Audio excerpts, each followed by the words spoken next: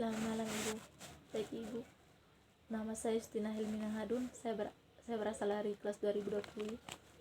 Saya akan menjawab soal nomor 1 sampai 5 mata kuliah strategi pembelajaran. Nomor 1 soalnya adalah apakah hal utama dalam sebuah pembelajaran? Baik Ibu, saya akan menjawab soal nomor 1. Hal utama yang dilakukan oleh guru yaitu bagaimana cara atau bagaimana strategi seorang guru agar tujuan pembelajaran itu dapat tercapai. Nah, salah satu yang dimiliki guru adalah strategi, merupakan salah satu keputusan bertindak dari guru dengan menggunakan kecakapan dan sumber dari guru, sumber daya pendidikan yang tersedia untuk mencapai tujuan melalui hubungan yang efektif antara lingkungan dan kondisi yang paling menguntungkan. Nah, strategi merupakan garis besar haluan bertindak dalam mengelola proses belajar mengajar untuk mencapai tujuan pengajaran secara efektif dan efisien. Nah, tujuan yang ingin dicapai, jika pembelajaran yang ingin dicapai adalah aspek kognitif, maka pola pembelajarannya dilakukan dalam bentuk presentasi. Nah, yang berikutnya, pada hakikatnya pembelajaran merupakan interaksi timbal balik antara peserta didik dan guru dalam proses belajar mengajar yang dinamis untuk mentransfer nilai-nilai ke siswa supaya dapat melakukan perubahan tingkah laku maupun pengetahuan. Nah, sehingga siswa dapat menanggapi cita-cita yang ingin dicapai.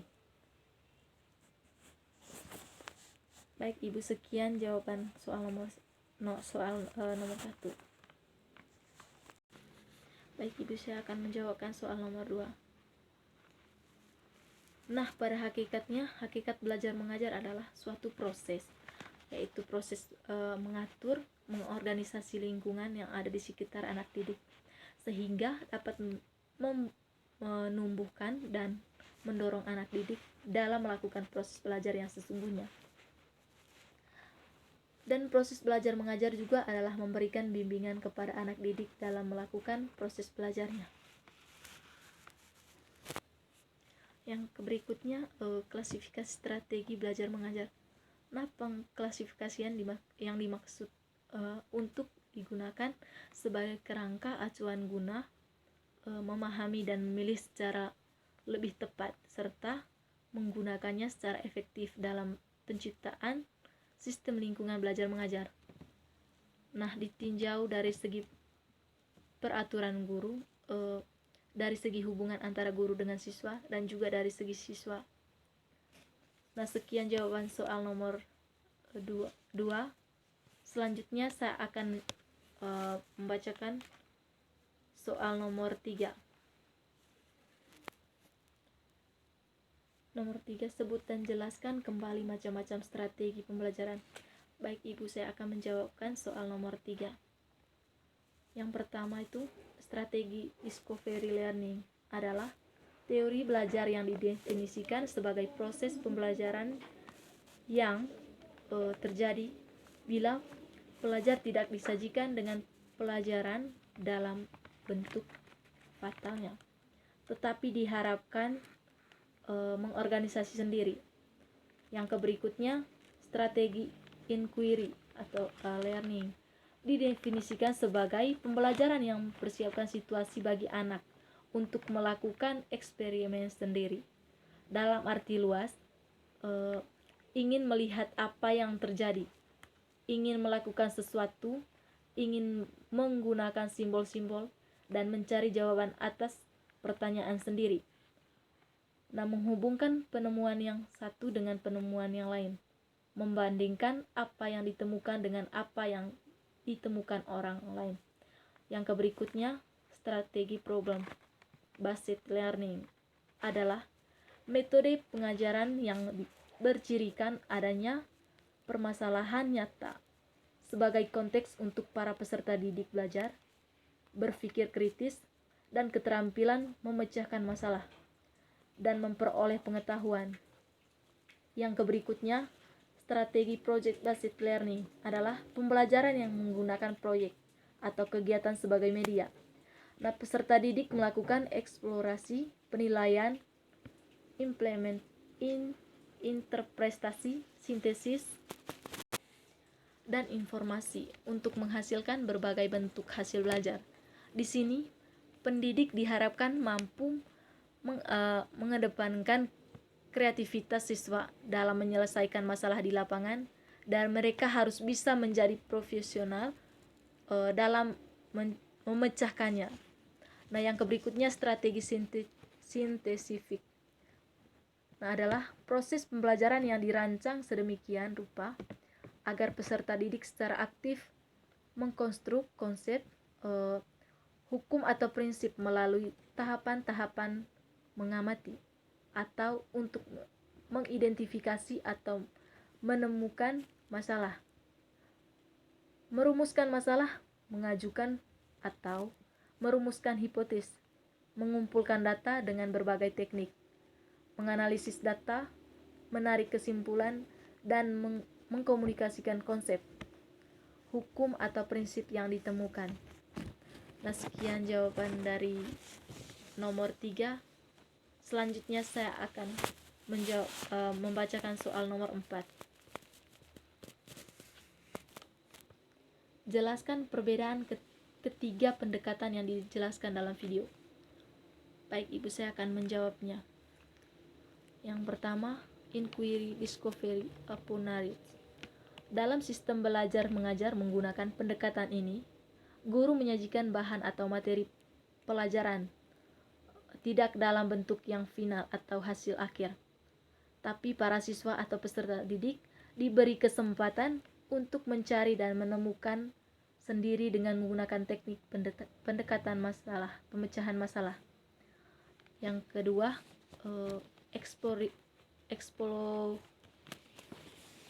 yang berikutnya exploratory apunarit.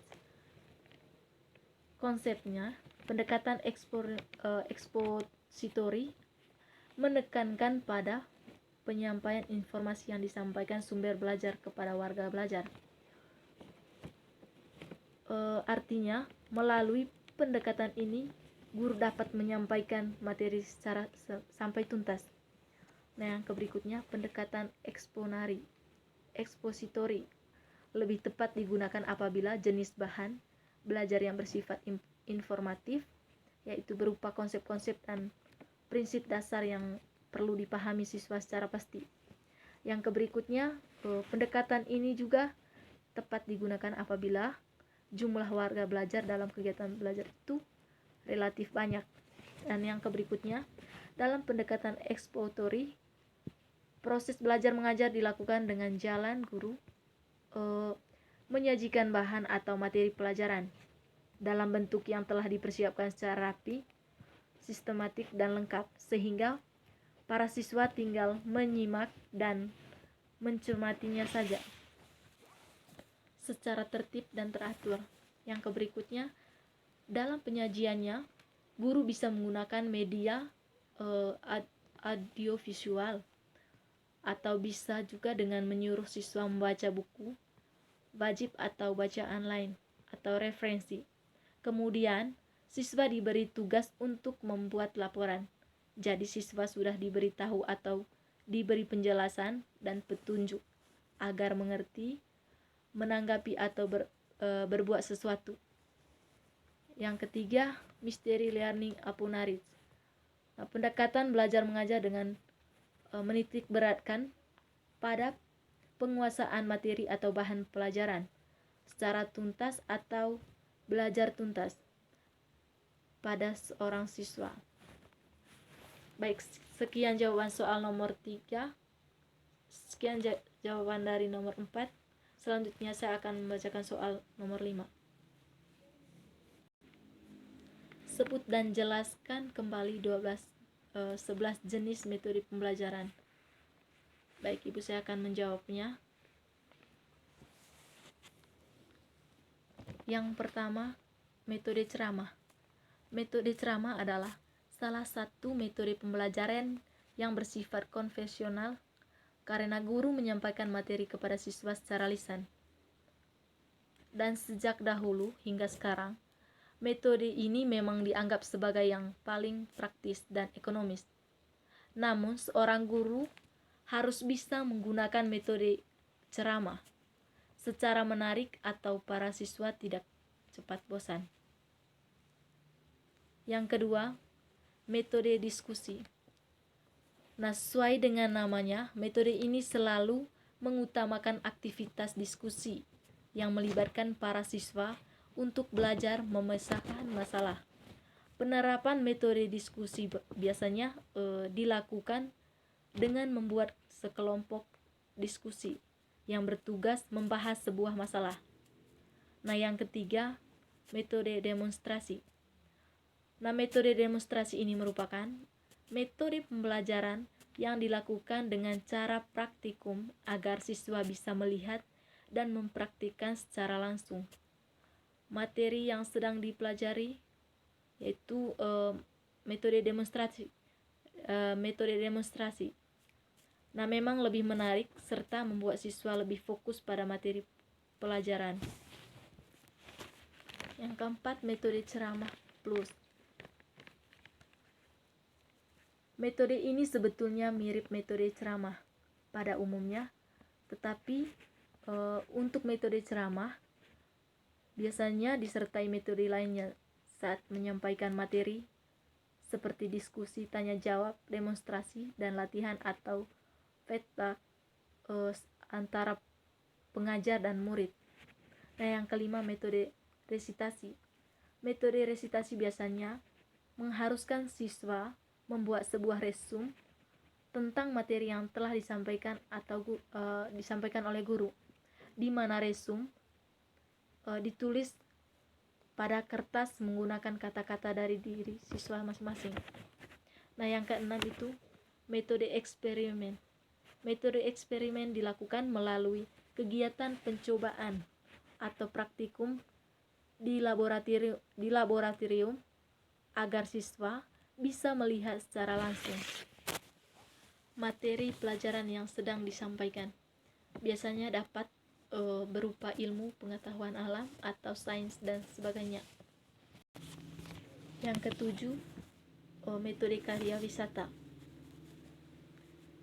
Metode satu ini menggunakan tempat atau lingkungan tertentu yang mempunyai sumber belajar atau sumber belajar untuk siswa.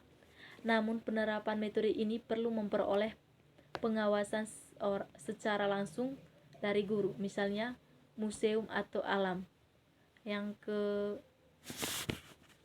kedelapan, metode latihan. Nah, metode ini merupakan metode pembelajaran yang dilakukan dengan melatih keterampilan kepada siswa dengan merangsang, memanfaatkan atau membuat sesuatu. Biasanya setelah penjelasan murid akan diuji oleh beberapa pertanyaan. Yang ke-9, metode perangsangan. Pada metode ini, siswa akan dirangsang agar mampu membuat sebuah proyek yang nantinya akan diteliti. Dapat berupa perangsangan, skema, data, grafik, dan lain-lain. Metode ini banyak digunakan juga pada program khususnya kejurusan. Nah, yang ke-9, yang ke-10, metode debat. Metode ini mengajak siswa untuk saling beradu argumentasi secara perorangan atau kelompok. Tetapi debat tersebut dilakukan secara formal dan memiliki aturan tertentu untuk membahas dan mencari penyelesaian masalah. Baik Ibu, sekian jawaban soal nomor 5. Selamat malam Ibu, terima kasih.